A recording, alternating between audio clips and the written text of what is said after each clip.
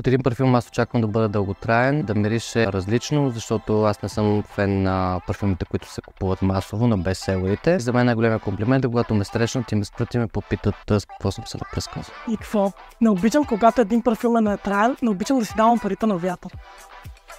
Моят парфюм винаги трябва да е най-хубавия, да се отличавам най-много. Тук времето в понеделник е малко.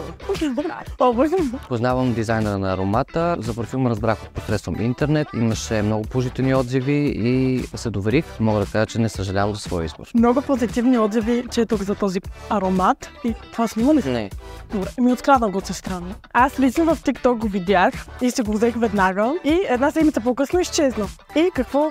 Да видя, сестра ми мирише на него. В моята глава това значи, тя е крадла. Докато разбирам, зад колисите е казала, че го откраднала. По принцип съм много скептично настроен към продукти, произведени в България, но когато за първи път се докоснах до аромата на Insomnia, мога да кажа, че бях приятно изненадан и определено този парфюм бие много големи имена в парфюмната индустрия. Този парфюм е много по-добър дори от тези, които съм използвал за няколко стотин лева.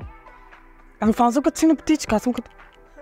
Между другото, мъже и жени ме спират по улицата и ме питат с какъв парфюм съм и ми правят комплименти. Веднъж получих съобщение, целия мирише на теб. Мирише е за лошо. Не, смърдя. Наскоро ми писа, че му липсвам, тъй като в дискотеката е минало момиче със същия парфюм като моя и не му излизам от ума. И ме напомнил за мен. Парфюмът е подходящ за закупуване на сляпо, защото е лесен за харесване и не е натрапчив на миризма.